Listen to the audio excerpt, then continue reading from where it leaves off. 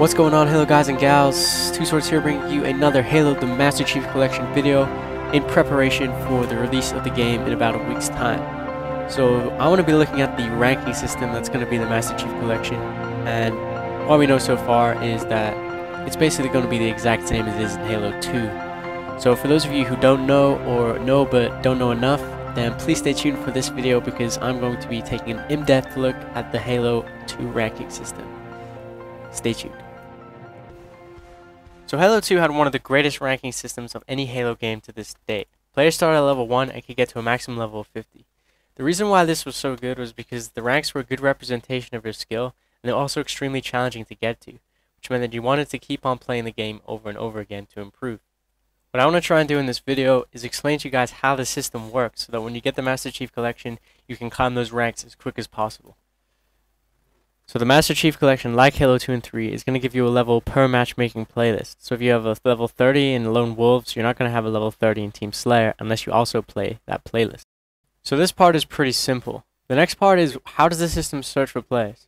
Well, the system tries to find players who are of a similar level, so that the games that you play are fair, and that pretty much you don't get owned every 5 seconds. However, if it can't find people of a similar level, it will stretch the boundaries up to a limit. So if you take a look at the chart right here, you can see that a level 6 player can only be matched with people who are 5 levels higher than him. Well, I'm sure very few of you are thinking, I'm not a loser, I have friends. In which case, how does the system deal with parties?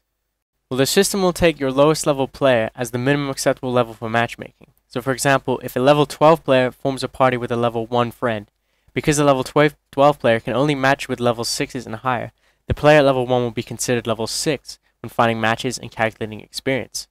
Therefore, if your level 1 isn't as good as you, he's going to be at a severe disadvantage when finding games. So now into something more important. How are levels calculated? Well, Halo 2 pretty much works on the premise that if you win games, you will gain XP, and if you lose games, you will lose XP, regardless of how well you performed in the team. Your total XP will therefore equal your level, so the more XP you gain in a particular playlist, the higher level you will be. So basically, you gotta get down to business when you play games. You gotta work as a team, you gotta not be selfish, and you gotta do this in order to win games.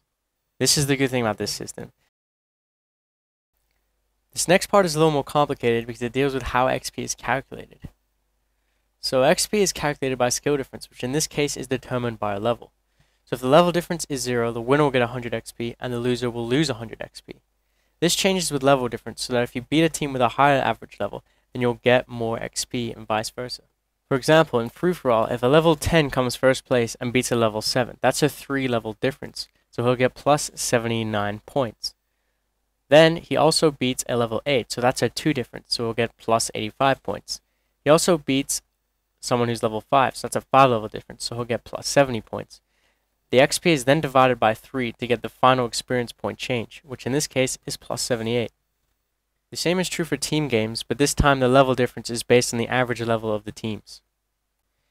If this sounds too complicated, don't worry.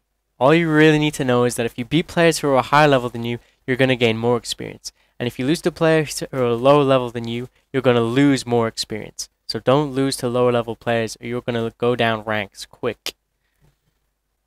It's also worth mentioning that if you're a lower level player, you'll get something what is known as a loss factor, which reduces the amount of XP you lose when you lose to higher level players.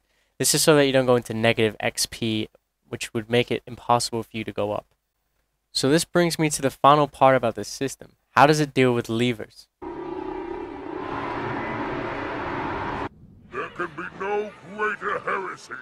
Let him be an example for all who would break our covenant. Well, unfortunately, this doesn't happen to levers. Levers will actually still gain XP and get the same amount of credit as their teammates if the team wins and even if they leave. So, if you're a lever, I think you get off pretty lucky. That's all for this video, guys. I'm glad that they're bringing back the Halo 2 ranking system to the Master Chief Collection. I hope you guys enjoyed and learned from the video, and if you have any questions, please leave it in the comments section below. 1 week to the Master Chief Collection. I'm super excited, and I know you guys are too. So have a nice day. Peace out.